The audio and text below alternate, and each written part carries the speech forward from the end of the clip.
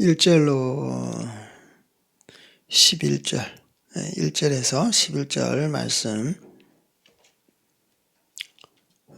구약성경 1109페이지, 구약성경 1009페이지입니다.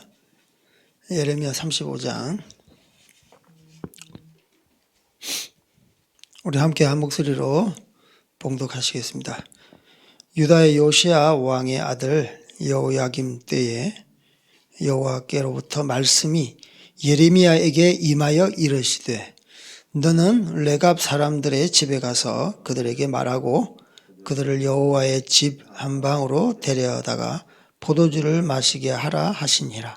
이에 내가 하바시냐의 손자요 예레미야의 아들인 야사냐와 그의 형제와 그의 모든 아들과 모든 레갑 사람들을 데리고 여호와의 집에 이르러 익다랴의 아들 하나님의 사람 하난의 아들들의 방에 들였는데, 그 방은 고관들의 방 곁이요 문을 지키는 살룸의 아들 마세야의 방 위더라. 내가 레갑 사람들의 후손들 앞에 포도주가 가득한 종지와 술잔을 놓고 마시라 권하매, 그들이 이르되 우리는 포도주를 마시지 아니하겠노라. 레갑의 아들 우리 선조 요나답이 우리에게 명령하여 이르기를, 너희와 너희 자손은 영원히 포도주를 마시지 말며 너희가 집도 짓지 말며 파종도 하지 말며 포도원을 소유하지 말고 너희는 평생 동안 장막에 살아라. 그리하면 너희가 머물러 사는 땅에서 너희 생명이 길리라 하였으므로, 우리가 레갑의 아들 우리 선조 요나답이 우리에게 명령한 모든 말을 순종하여 우리와 우리 아내와 자녀가 평생 동안 포도주를 마시지 아니하며 살 집도 짓지 아니하며 포도원이나 밭이나 종자도 가지지 아니하고 장막에 살면서 우리 선조 요나답이 우리에게 명령한 대로 다 지켜 행했노라. 그러나 바벨론의 느부갓네살 왕이 이 땅에 올라왔을 때에 우리가 말하기를, 갈대아인의 군대와 수리아인의 군대를 피하여 예루살렘으로 가자 하고 우리가 예루살렘에 살았노라. 아멘.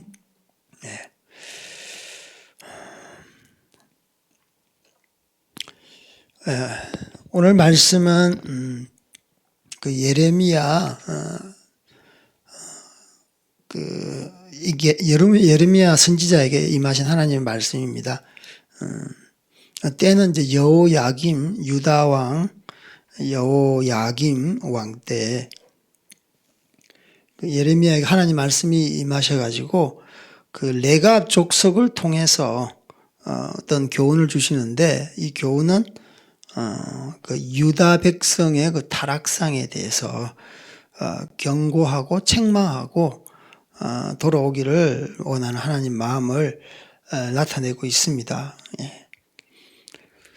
그 레갑 족속인 요나답은 이제 선조의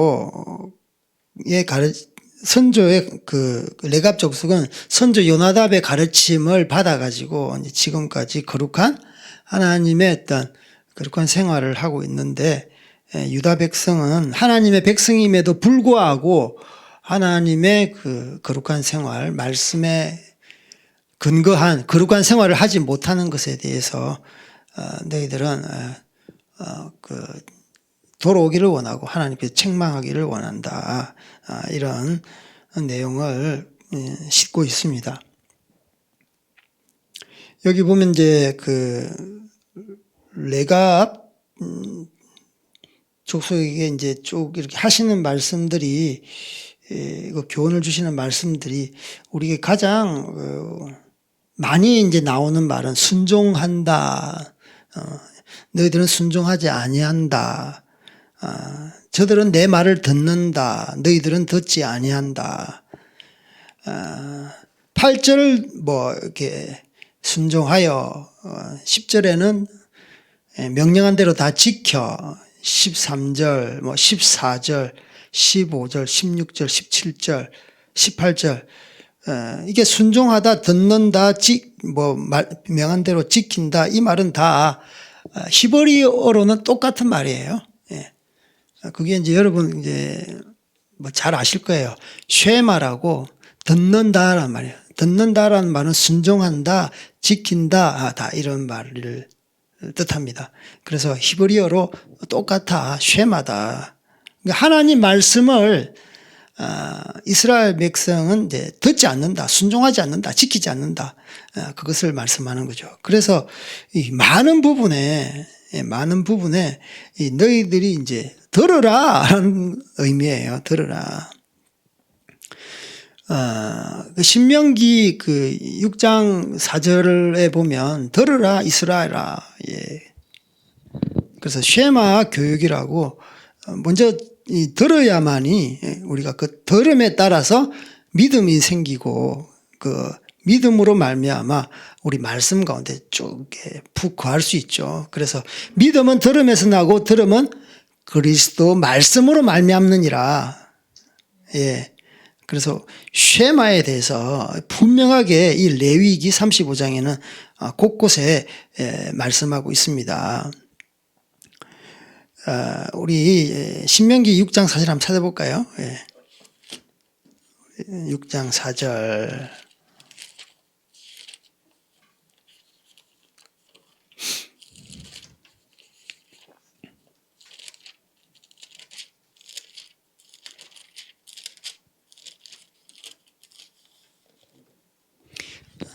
자, 4절에서 저기 8절, 9절까지 한번 읽어볼게요. 이스라엘아 들으라. 우리 하나님 여호와는 오직 유일한 하나님이시니 너는 마음을 다하고 뜻을 다하고 힘을 다하여 내 하나님 여호와를 사랑하라. 오늘 내가 내게 명하는 이 말씀을 너는 마음에 새기고 내 자녀에게 부지런히 가르치며 집에 앉았을 때든지 길에 갈 때든지 누워 있을 때든지 일어날 때든지 이 말씀을 강론할 것이며 너는 또 그것을 내 손목에 메어 기호를 삼으며 내 미간에 표를 붙여 삼고 또 내 집 문설주와 바깥문에 기록할지니라. 예. 그 이스라엘 백성의 기본 교육은 듣는 교육입니다. 예. 그래서 이 여호야김 때 예레미야 선지자를 통해서 줄곧 하시는 말씀이 너희들은 듣지 않는다, 지키지 않는다, 순종하지 않는다, 다 똑같은 말이에요. 하여튼 쉐마하지 않는다, 듣지 않는다는 거예요. 누구의 음성을 듣지 않습니까? 하나님의 말씀, 하나님의 음성을 듣지 않는 거예요.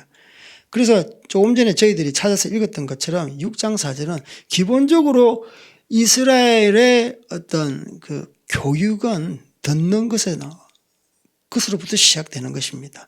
자녀들이 하나님의 말씀을 듣고 자라고 장성에서는 하나님 말씀대로 살고 지키고 행하고 그리고 그 말씀을 결혼해서는 또 자기 자녀가 태어나면 계속 하나님 말씀을 들려주고 그 말씀에 따라서 배우고 또 장성에서는 그것을 지키고 그래서 이러한 그 순환적인 그 세대를 계속 아울러서 이 말씀이 그냥 이해하는 게 아니에요.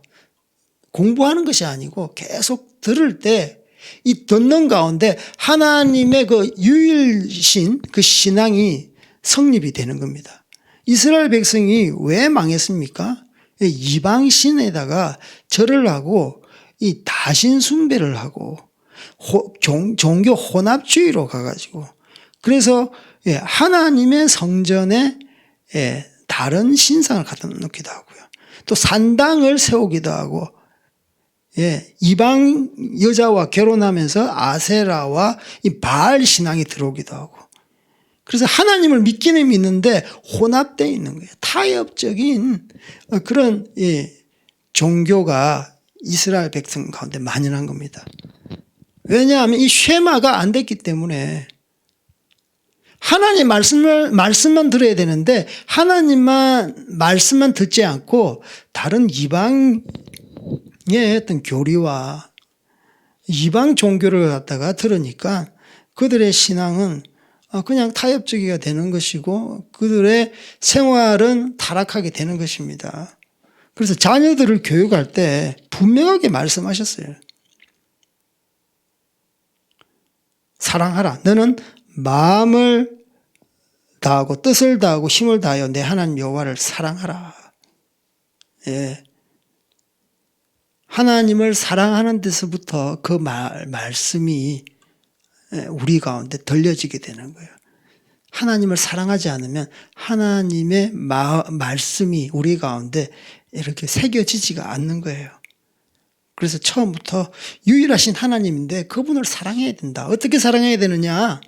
마음을 다하고 뜻을 다하고 힘을 다하여 내 하나님 여호와를 사랑하라. 그렇게 사랑하면 이 말씀이 너희 마음 가운데 새겨진다.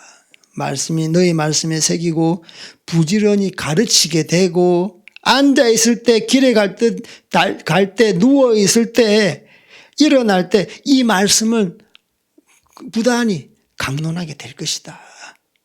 그러게 내 손목에 기호를 삼고 내 미간에 표를 삼고 하나님 말씀이 집의 문설주와 또 뭡니까? 바깥 문에 다 기록해서 붙이는 거예요. 예. 완전히 어릴 때부터 하나님 유일이신 신앙교육. 억지로 하는 것이 아니라 하나님을 사랑함으로 말미암아 적극적으로 하나님 말씀 교육이 가정부터 시작될 때 이스라엘 백성이 하나님 앞에 온전히 설 수 있는 것입니다. 여러분 그 자녀들 어떻게 신앙교육 하는지 모르겠어요. 요즘 수능철이잖아요.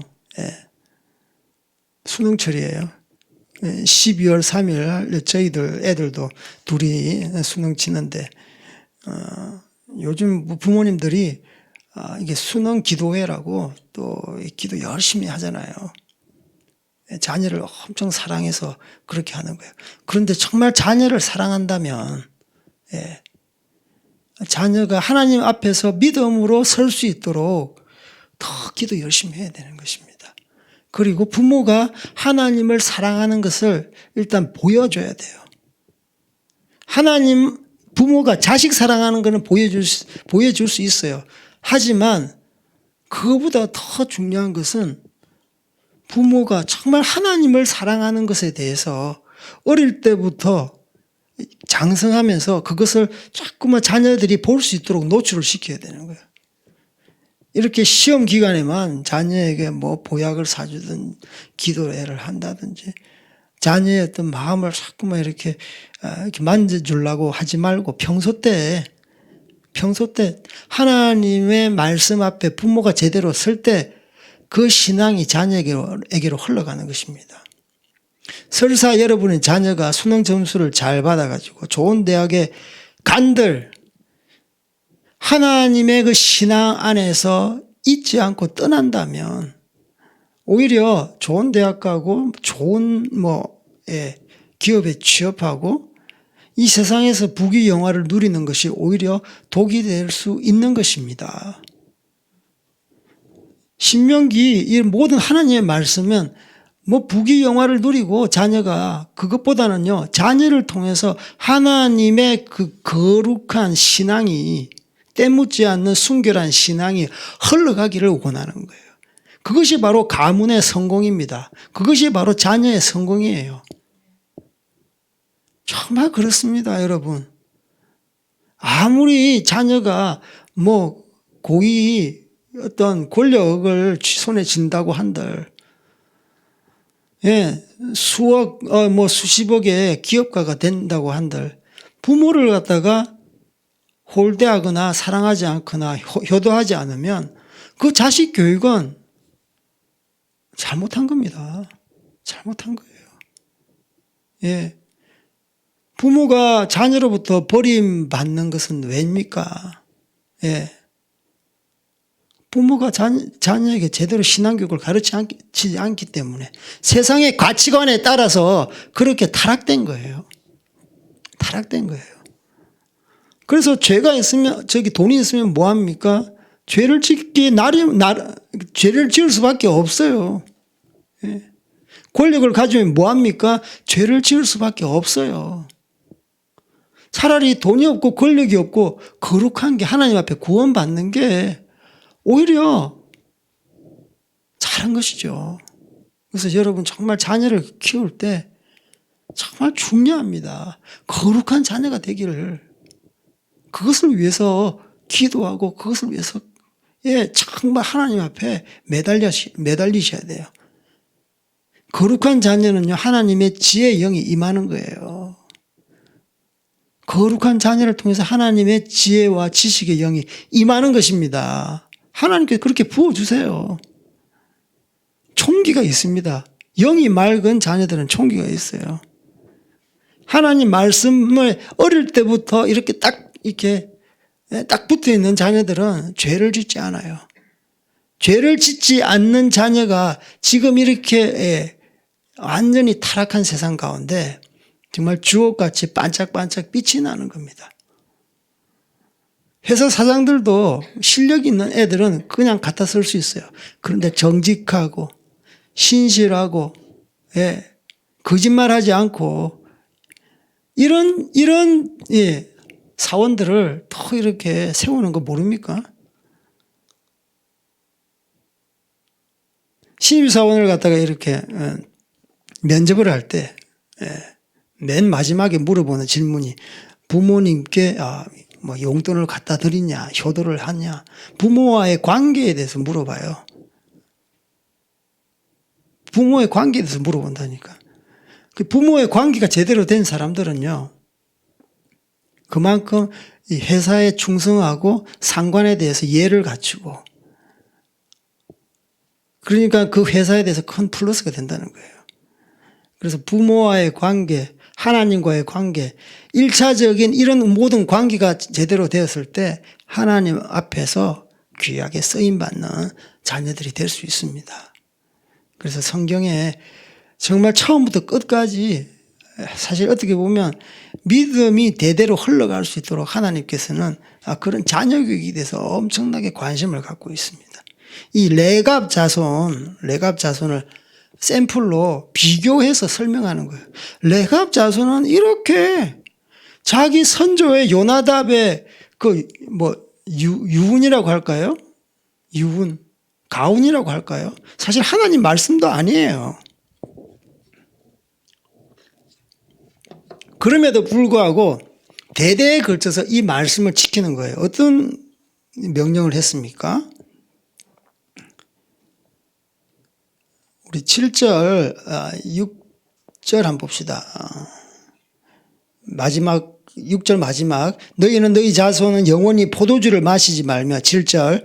너희가 집도 짓지 말며, 파종도 하지 말며, 포도원을 소유하지도 말고, 너희는 평생 동안 장막에 살아라. 그러면 너희가 머물러 사는 땅에서 너희 생명이 길리라. 네. 조상들로부터 포도주 마시지 말고, 집도 짓지 말고, 파종하지 말아라. 포도원 소유하지 말아라. 절제하고 금욕해라 이 말입니다. 그리고 평생 동안 장막에 살아라. 그러니까 그 포도원을 하려고 하면, 파종을 하려고 하면, 집을 지으려고 하면 어떤 지역에 고정돼 있어야 돼요. 그죠? 어떤 지역에 고정적으로 살아야 되는 거예요. 그런데 장막에 산다는 것은 나그네로 사는 것입니다. 그러니까 노매더, 유목적인 생활을 한 것 같아요. 제가 볼 때. 경제 생활은 해야 되니까. 그래서 이들은 정말 나그네 인생으로 살았어요. 그리고 포도주를 입에 대지 않고.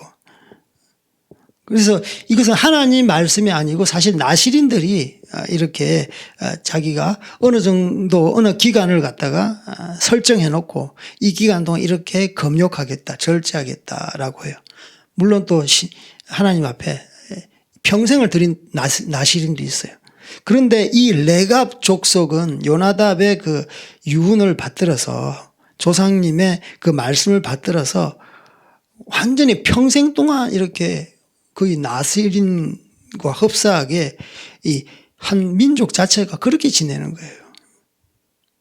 그래서 하나님은 이것에 대해서 굉장히 칭찬합니다. 어떻게 칭찬하느냐 하면,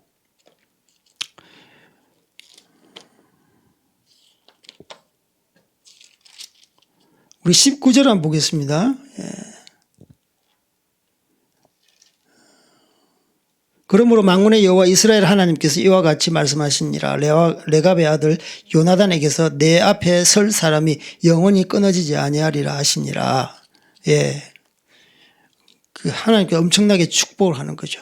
내 앞에 설 사람이 영원히 끊어지지 아니하리라. 이 말씀은 뭐냐 하면은 하나님 앞에 어떤 제사장 어떤 직분에 대해서 말씀하고 있는 거예요.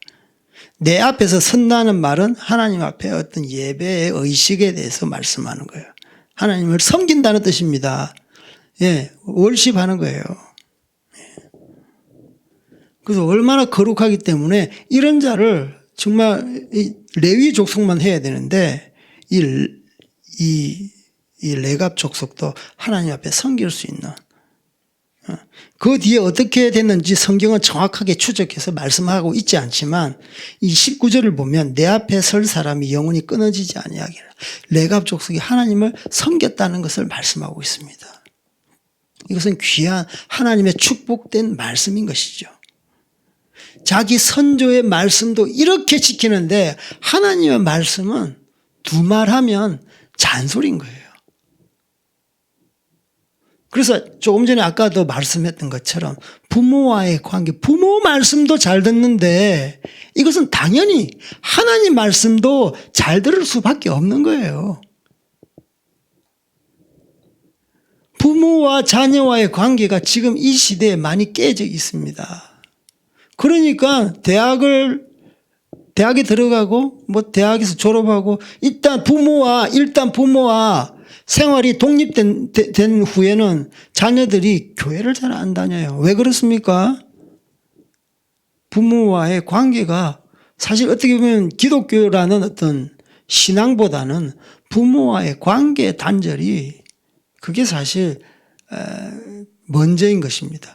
부모와의 관계가 안 되니까 빨리 성인이 되면 부모랑 빨리 독립하고 싶어.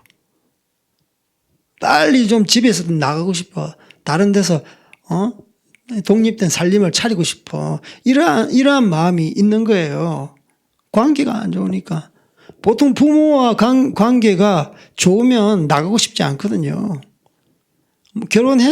성경은 결혼해서 독립된 어떤 가정을 일구는 것이 성경적인데 대학 갔다고 해서 직장 갔다고 해서, 물론 직장이 멀고 학교가 멀면은 어쩔 수 없지만 성인이라는 어떤 자기 위치를 가지고 부모에서 떠난다면 그것은 성경적이지 않는 거예요. 그래서 부모와의 관계는 결국은 하나님과의 관계랑 직결된다는 것을 말씀하는 거예요. 레갑 자손은 어떻습니까? 조상 대대로 이런 윗 어른들과의 관계가 말씀 하나를 지키는 것을 보면 아는 거예요. 그런데 유다 백성은 어떤 민족입니까? 하나님의 그 택한 민족, 선민입니다. 하나님 말씀을 직접 받은 민족이에요. 그럼에도 불구하고 이 죽은 조상의 명령을 순종하는 레갑 자손을 봐라. 너는 지금도 살아계시고 역사하시는 하나님의 자녀들인데 왜 말씀을 지키지 않느냐. 이것을 비교하면서 하나님께서 말씀하시는 거예요. 너희들 부끄럽지 않느냐. 이 레갑 족속은 이방민족이야. 그럼에도 불구하고 내 말이 아닌데도 불구하고 이들은 조상 말씀을 지금까지 대대로 지키고 있다. 얼마나 절제하고 얼마나 검역하고 얼마나 거룩하냐. 그들이 억지로 지키느냐?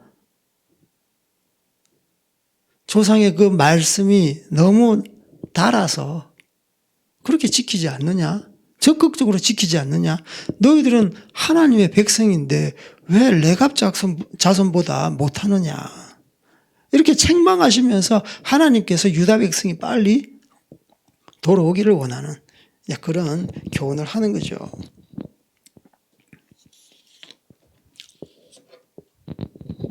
그래서 아브라함의 후손이 아니면서 하나님께 충성하는 이 레갑 족속을 하나님께 칭찬합니다. 하지만 하나님께서 친히 말씀하시고 선지자들을 부지런히 보내셨음에도 불구하고 하나님 앞에 하나님 말씀을 듣지 않는 이들을 책망하시는 것이죠.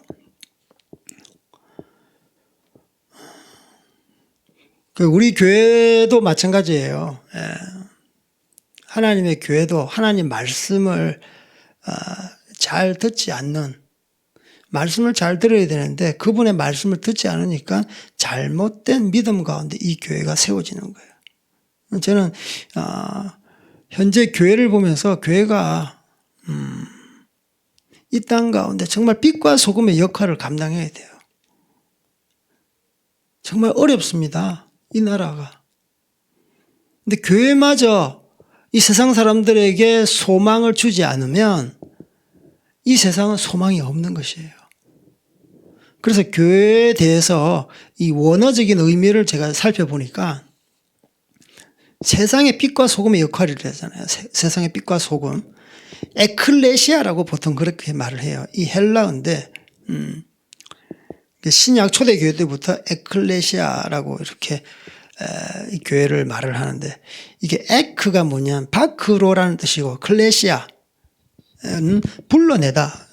세상이라는 어떤 바운더리에서 하나님의 백성들은 밖으로 불러내는 거예요. 세상과 분리되는 거예요. 무슨 말씀인지 알겠죠? 그래서 밖으로 불러낸 어떤 모임을 에클레시아 교회라고 그래요.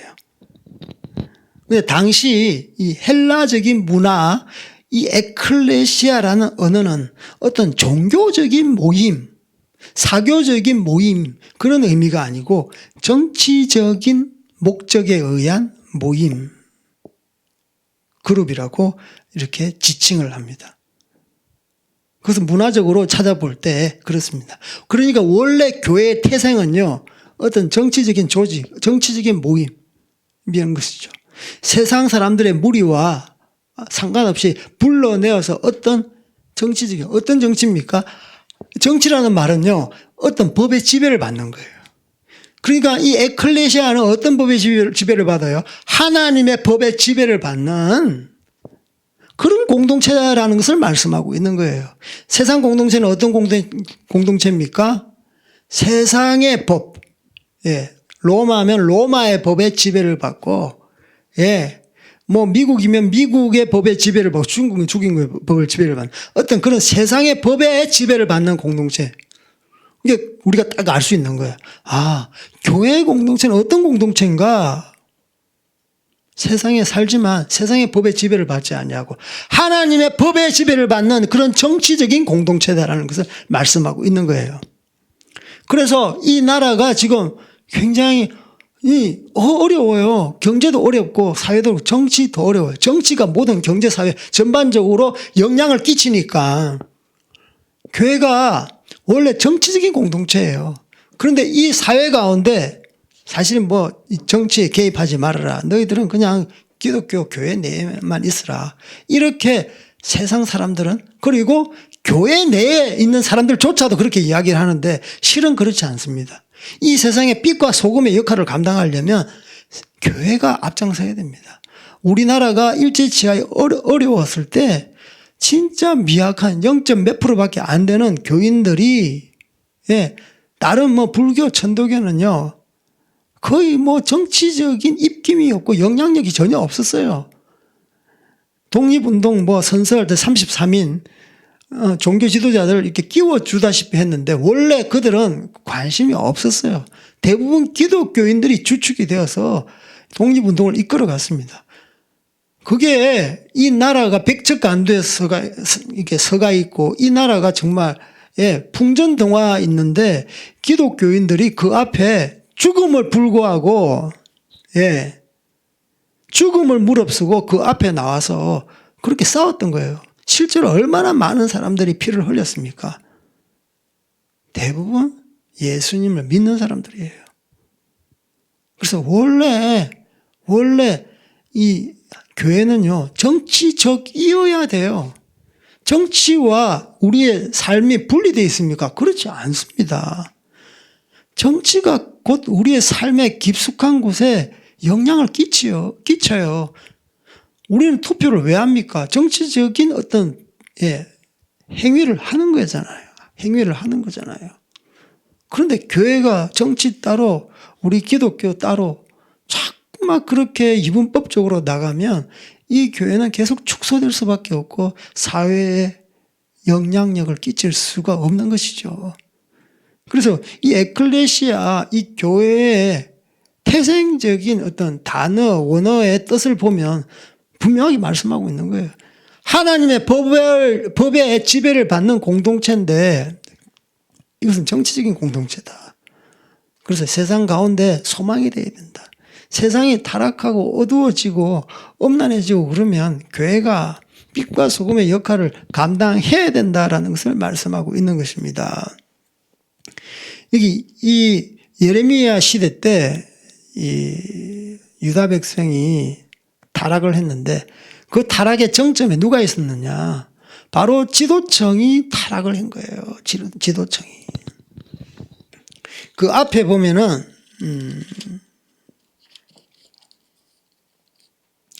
그 34장 17절에 한번 보세요.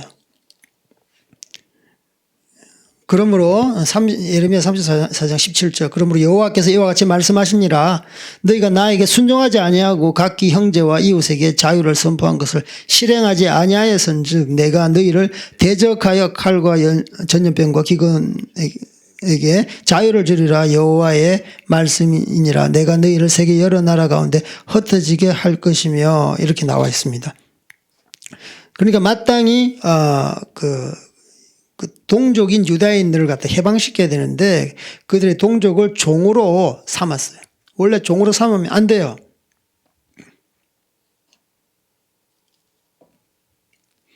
동족 중에 노예로 전락한 자에 대해서 노예 해방을 약속했다가 취소함으로 불순종하는 그런 엄청난 죄를 갖다가 그러니까 국가에서는 부르기가 쉽거든요. 그리고 지도층들은 각각 잘 살기 때문에 각 집에 노예를 부리지 않으면 자기 경제적인 어떤 손해가 있기 때문에 원래 하나님 법대로 하지 않는 거예요. 그만큼 착취를 하고 인권을 갖다가 유린하고 이런 지도층에 만연한 거예요. 하나님 말씀에 무시하는 거예요. 하나님 말씀을 완전히 위배하는 것이죠. 그래서 어떻게 보면은 이 지도층의 죄, 이 권력층의 죄에 대해서 말씀하고 있습니다. 권력층은 종교 지도자와 또 결탁되어 있습니다. 정교 분리되지 않는 그런 이런 유다 나라 같은 경우에는 더욱더 그렇습니다. 그래서 그들은 하나님 앞에 죄를 짓는 것이죠. 바로 그것이 하나님의 공의를 무너뜨리는 거예요. 하나님의 공법을 무너뜨리는 거예요.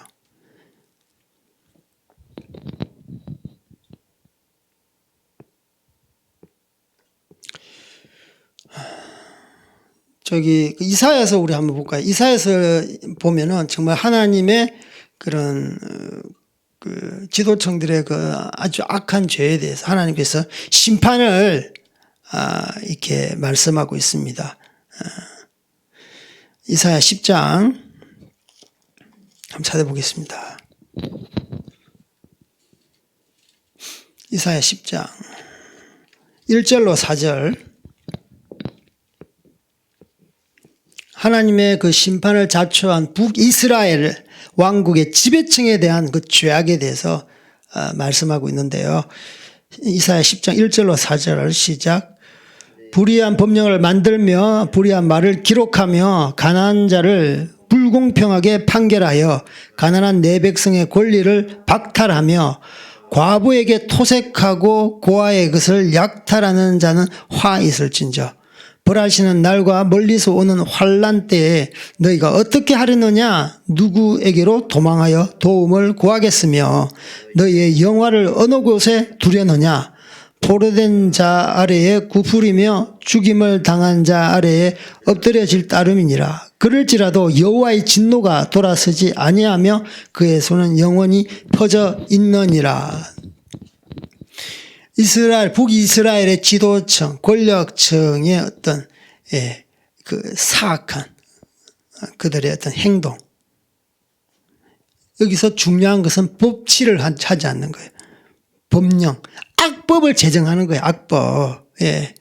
불공평하게 판결하는. 맨 앞에 1절에 불의한 법령을 만들어서 우리나라 지금 완전히 그냥 좌파, 주사파에 의해서 자기 마음대로 법을 갖다가 고무줄처럼 주무르잖아요. 예. 우리나라 사법체계가 완전히 무너졌어요.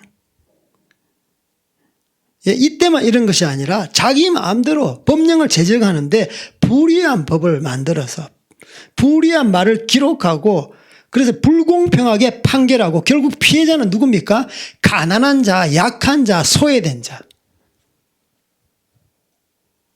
그러니까 이 사법체계가 다림질처럼 이렇게 딱 진짜 법대로 이렇게 처리돼야 되는데 다림줄이 아닌 거예요.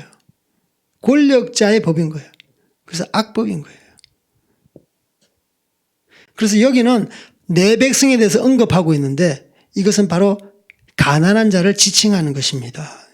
우리가 1절을 읽었잖아요. 가난한 내 백성. 내 백성은 가난한 자이다. 그러니까 가난한 자에게 한 것이 곧 내게 한 거예요. 소외된 자에게 한 것이 곧 내게 한 거예요. 어려움에 닥쳐 있는 이웃에게 한 것이 곧 내게 한 거예요. 내 백성이니까. 그래서 이 불의한 권력층들이 법을 갖다가 만드는 거예요. 합리화시키는 거예요. 자기의 모든 행동들을 합리화시키는 거예요. 그게 바로 법을 갖다가 악하게 바꾸는 것입니다. 예, 이사야 시대 때만 그런 것이 아니라 지금 또한 마찬가지잖아요. 그래서 그들은 악한 법을 만들고 그 악한 법으로 백성들을 갖다가 판결하고 그래서 가난한 자는 더 가난하고 약한 자는 더 약하게 그렇게 피해자를 양산시키는 것입니다.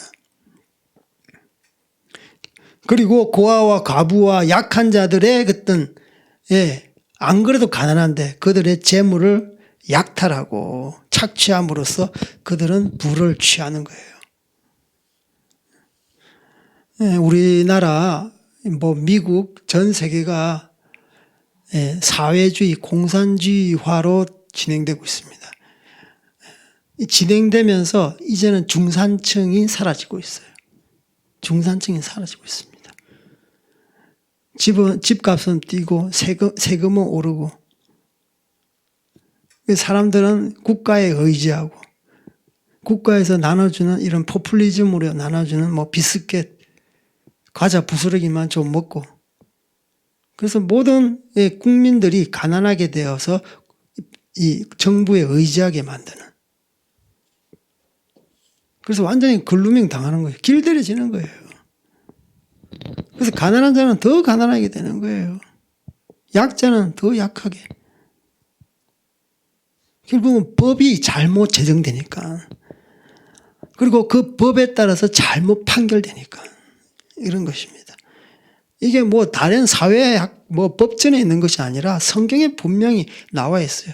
이런 악을 이 북이스라엘이 행했다는 거예요. 얼마나 구체적으로 적혀 있습니까? 그래서 여기서 필요한 것은 바로 하나님의 공의와 하나님의 정의를 필요한 것에 대해서 말씀하고 있습니다. 법은 예나 지금이나 법은 가난한 자와 약자를 위한 것입니다. 내 백성을 위하는 것이에요. 법치는 법대로 집행을 했다고 주장할지 모르겠지만 이것은 법치가 아닌 거예요. 법치는 법을 집행하는 권력자들의 법을 남용을 막기 위해서 그러니까 힘 있는 자, 가진 자, 권력을 가진 자 이런 자들의 법의 남용을 막기 위해서 법치가 이루어져야 되는 것이에요. 그래서 법치로 가난한 자들을 착취하는 이들에게 하나님은 심판을 하시는 거예요. 이것이 굉장히 큰 죄입니다. 큰 죄. 큰 죄. 지금 미국의 불법 부정선거로 인해서 각 주정부가 어떤 선거 부정에 대해서 아주 빠른 속도로 판결을 하고 있는데 그래도 미국은 법치가 살아있는 것 같아요. 우리나라는 4.15 부정선거를 했음에도 불구하고 사실 선거 사범에 관련돼서는 빨리빨리 판결을 해줘야 되는데 우리나라 법하고 검찰하고 다 4.15 관련 이러한 소송은 다 뭉개버리잖아요. 왜 그렇습니까? 4.15 부정에 대해서 자기들은 인정하기 싫은 거예요. 불법에 대해서 인정하기 싫은 거예요. 왜냐하면 법치를 하지 않으려고 하니까. 가진 자들, 권력자들 자기 뜻대로 하려고 하니까 그런 것입니다. 그래서 미국 가운데 사법체계는 이제는 소망이 있는 것입니다. 이러한 모든 사법체계가 민주주의적인 제도가 미국으로부터 전 세계에 파급되고 이렇게 수출되었잖아요. 그래서 이번에 미국의 부정선거가 이렇게 만천하에 이렇게 드러나고 그것이 한국에 영향을 미치고 다른 민주주의 국가에도 영향을 미치면서 획기적인 이렇게 전환점이 되리라고 생각됩니다. 성경은 분명히 말씀하고 있습니다. 악법은 하나님께서 싫어하신다. 그 법에 따라 법치가 이루어져야지 이 땅 가운데 하나님의 백성, 가난한 자, 약자, 이웃, 고아와 과부가 그들이 정말 살 수 있는 그런 땅이 된다라고 말씀하고 있습니다. 그리고 인권에 대해서 많이 이렇게 말을 하는데 말 못하는 이 태아의 인권에 대해서는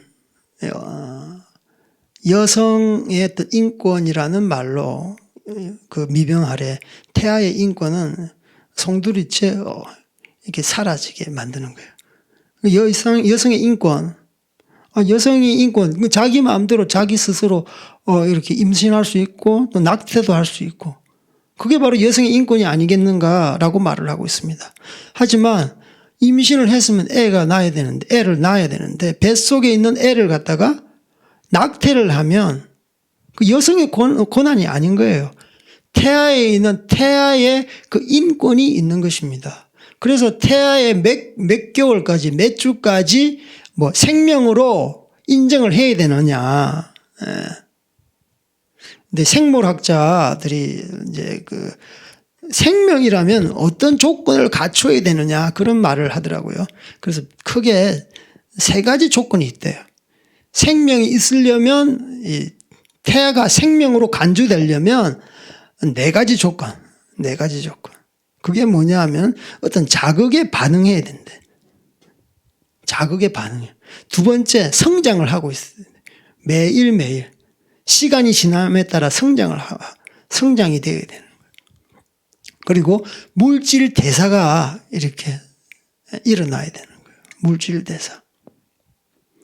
그리고 4번째로는 재생산이 이루어지는 속성이 있어야 된대. 그러니까 태아는 이 4가지 다 4가지 요소를 다 갖추었어요. 자극에 대해서 반응하고 성장이 일어나고 있고 물질 대사가 왕성하게 작용하고 있고 재생산 속성이 왕성해지고 그러니까 이 태아는 생명인 거예요. 생명인 거예요. 그대로 놔두면 이제는 아기로 윤곽이 뚜렷하게 나타나는 거예요. 그래서 여자가 자기 마음대로 태아를 죽일 수 없는 거예요. 그런데 이것이 인권이라는 이름으로 이 태아의 생명을 갖다가 앗아가 버리는 이러한 악법들이 지금 시행되려고 하는 거예요. 낙태법, 동성애법, 간음 관련 법. 솔직히 이러한 모든 것들은 생명윤리가 붕괴됐기 때문에 그런 거예요. 사람 마음 가운데 이기주의가 팽배하니까 그냥 자기 좋을 대로 자기 소견대로 행하는 거예요. 자기가 성적으로 내 마음대로 내 성적의 취향에 따라서 나는 남자이지만 생물학적으로 남자이지만 사회학적인 젠더라는 개념 뭐 어디서 듣도 보도 못한 그런 개념을 가지고 공산주의자들이 젠더 개념을 가지고 와서 나는 생물학적으로 남자지만 나는 여성이야. 자기 마음대로 취사 선택할 수 있는 거예요. 이게 바로 인본주의의 극치, 이기심의 극치인 것입니다. 예. 그래서 지금 생명경시 또 이렇게 뭐 동성애, 사실 동성애가 이렇게 나타나면 그게 세상의 끝이라고 봐야 돼요. 음란의 끝이라고 봐야 돼요. 소돔과 고모라가 어떻게 망했습니까? 동성애가 창궐하니까 하나님께서 가만히 있을 수 없어서, 예, 죄가 창궐하니까 그냥 썰어버린 거예요. 그러니까 지금 교회에서 제대로 교육을 하지 않는 게, 아까 쉐마 교육이 있는데 하나님 말씀을 계속 가르쳐야 되는데, 중요한 것은 어릴 때부터 예, 그 남자는 남자대로 여자는 여자대로 순결 운동을 해야 되는 거예요. 지금 우리 자녀들을 밖에 놔두기에는 너무 아슬아슬해요. 한눈만 팔면 폭력과 음란에 게임과 중독에 넘어질 수밖에 없는 거예요. 학교 공교육에 맡겨놨더니 성교육이라는 이름으로 애들에게 온갖 보여주는 것이 너무나 음란한 것. 동성애 교육, 생명 경시 교육, 성충동을 갖다가 불지르는 그런 교육, 그것을 하는 거예요. 그게 바로 이 세상의 공교육의 현실인 거예요.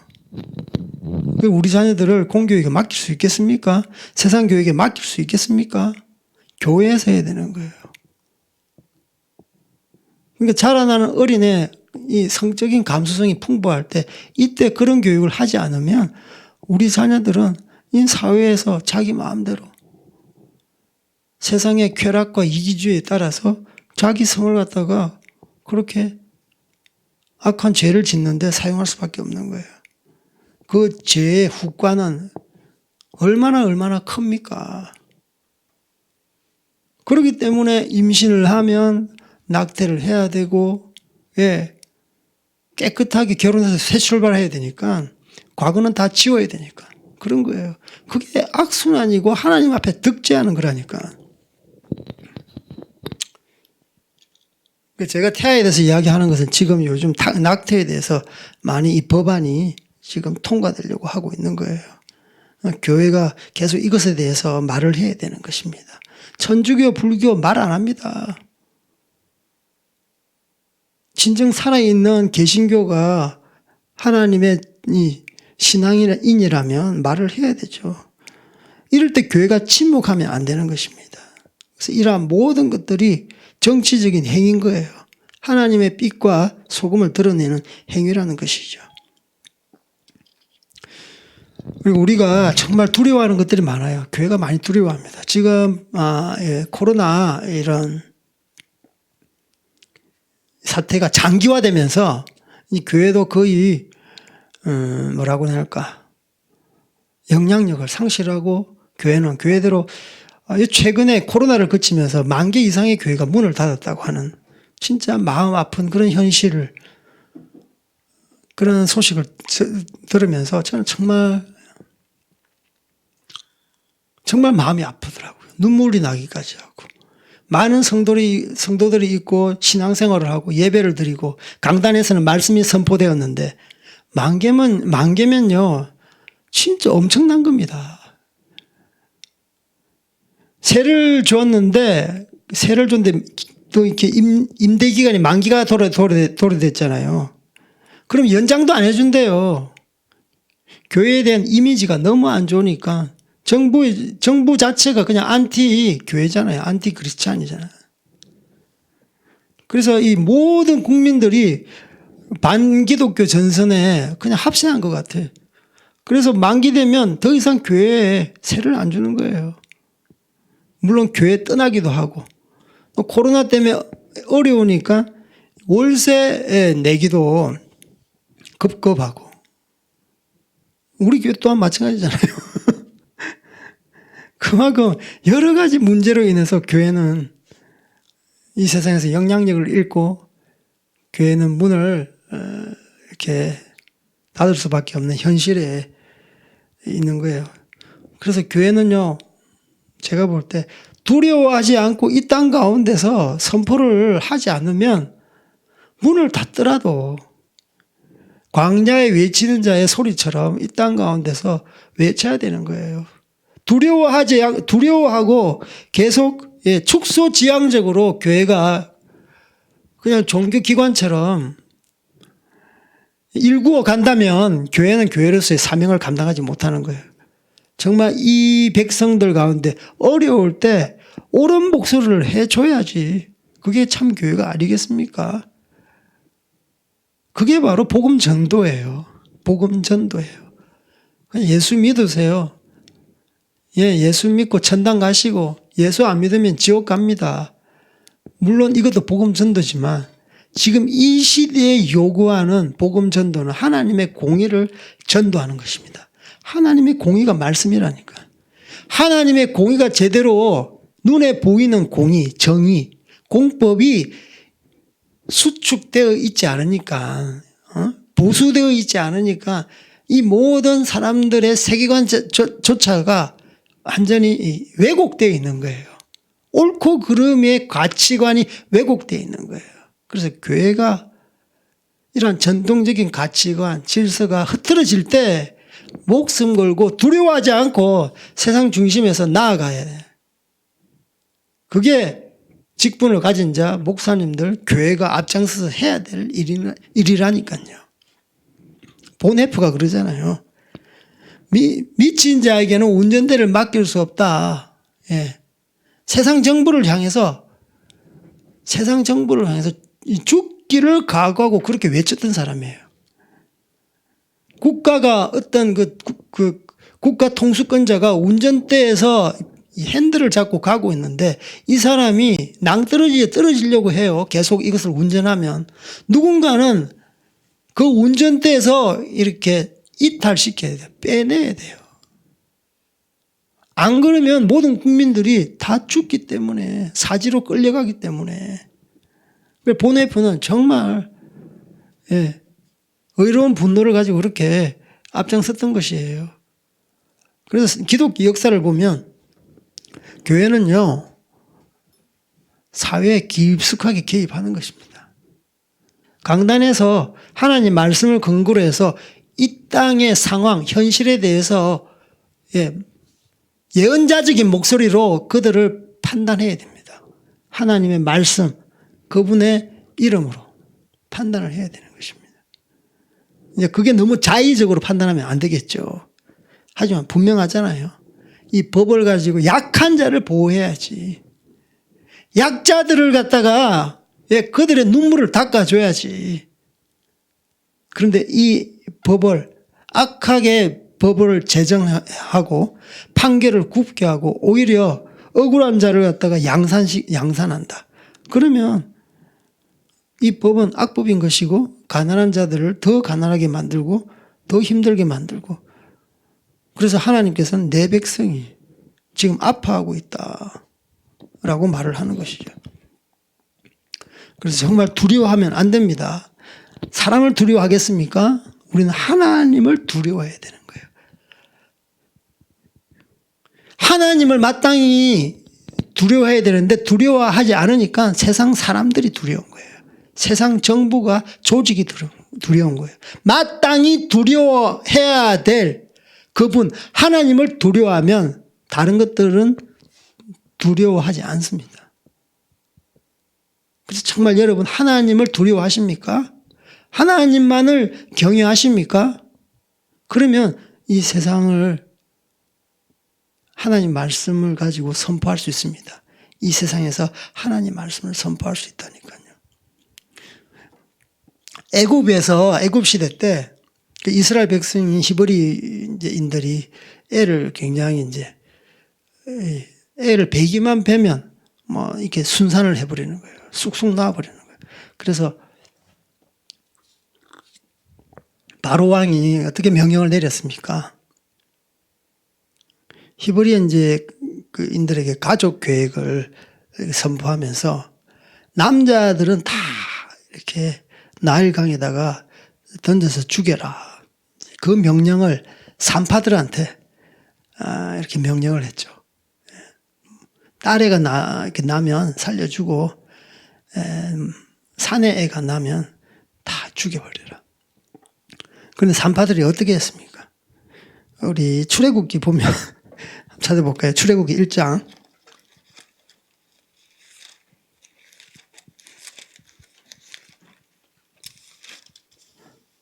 출애굽기 1장 16절, 17절. 16절 시작. 이르되 너희는 히브리 여인을 위하여 해산을 도울 때에 그 자리를 살펴서 아들이거든 그를 죽이고 딸이거든 살려두라. 그러나 산파들이 하나님을 두려워하여 애굽 왕의 명령을 어기고 남자 아기들을 살린지라. 여기서 중요한 건 무엇입니까? 산파들이 하나님을 두려워하여 무소불위 권력의 애굽 왕의 명령을 어겼다라고 말했어요. 지금 세상 권력보다 더 엄청난 권력을 지금 여기 성경에서는 애굽 왕 바로가 갖고 있었던 거예요. 이 엄청난 권력, 명령을 갖다가 어기거나 받들지 않으면 바로 죽을 수밖에 없는데 이 산파들은 바로를 두려워했던 것이 아니라 하나님을 두려워하여서 남자 아기를 살린지라라고 되어 있어요. 바로 이런 마음이 필요한 거예요. 이 땅 가운데 살아갈 때 우리가 그냥 뭐 편안하게 평탄하게 살려고 하면 이 세상의 거센 물결은 우리를 덮치는 것입니다. 이 땅 가운데 정말 하나님을 두려워함으로 말미암아 하나님의 공의를 외치는 여러분들 되기를 주님의 이름으로 축복합니다. 설사 이 정부 조직이 정부의 어떤 행정 명령이 우리에게 어떤 우리의 자유를, 우리의 어떤 공의를, 우리의 어떤 전통적인 질서를 깨려고 해도 우리가 그 앞에서 하나님을 두려워하기에 하나님의 법의 지배를 받으면서 하나님의 공의의 목소리를 내는 여러분들 다 되기를 주님의 이름으로 축복합니다.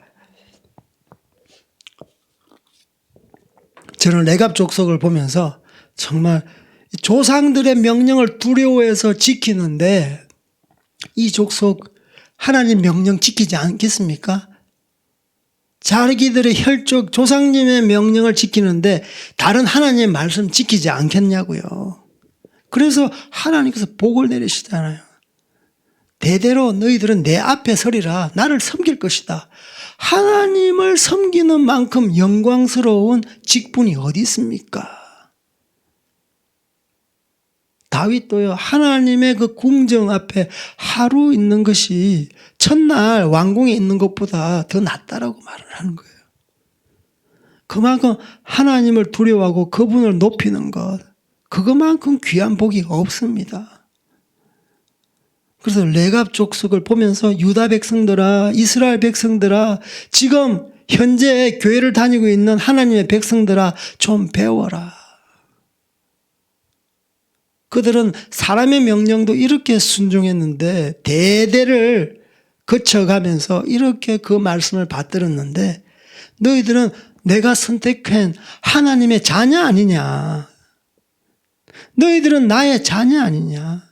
내 말씀을 듣고 깨달아라. 그리고 이 세상을 사랑하지 말고 하나님을 사랑해라. 진신, 진싱, 진리, 아이 예호와 워더선. 하나님을 뜻대로 사랑하고 정성 들여 사랑하고 힘을 다해서 사랑하고 그럴 때 우리가 정말 하나님 앞에서 세상을 두려워하지 아니하고 하나님을 경외하는 삶을 살 수 있는 것입니다. 아멘. 우리 함께 기도하시겠습니다. 하나님 아버지 감사합니다. 저희들 레갑 족속을 통해서 조상의 말씀도 이렇게 경히 여기지 아니하고 받드는 이 족속, 포도주도 입에 대지 아니하고 집도 짓지 아니하고 모종도 하지 아니하고 그렇게 장막 생활을 하면서 거룩하고 경건한 삶을 일구어 갑니다. 그러나 하나님의 택한 유다 백성들은 아버지 온갖 부패와 온갖 타락으로 백성들을 못살게 굴고 착취하고 유린하고 아버지 그들을 더 가난하고 더 약하게 아버지 그렇게 그들의 권리를 빼앗아가면서 그들의 부를 그들의 권력을 공고히 하는 아버지 이런 악한 세대 아버지 우리에게 고발해 주신 것 감사합니다. 지금 이 시대 또한 그렇지 않습니까? 아버지 하나님의 공법이 무너졌습니다. 아버지 헌법이 무너졌습니다. 사법이 무너졌습니다. 모든 입법이 악한 법을 제정하고 있습니다. 아버지 이럴 때 우리가 어떻게 해야 되겠습니까? 교회 가운데 아버지 하나님의 교육이 선포되게 하여 주시옵소서.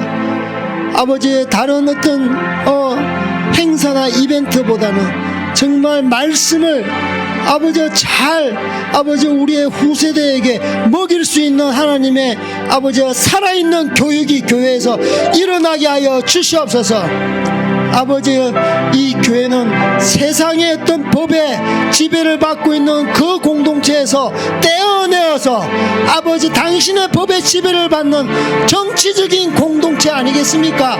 하나님의 법의 지배를 받는 공동체가 이 교회 공동체가 아니겠습니까? 하나님의 법을 가르치는 교회 되게 하여 주시옵소서.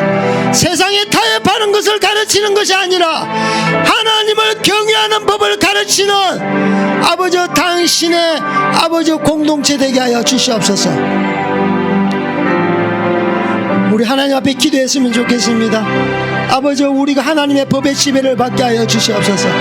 아버지여 우리가 이 땅 가운데 하나님의 공의를 선포하게 하여 주시옵소서. 하나님의 법을 선포하게 하여 주시옵소서. 세상을 두려워하지 아니하고 하나님을 두려워하는 저희들 되게 하여 주시옵소서. 우리 이것을 위해서 주님 부르짖고 기도하시겠습니다.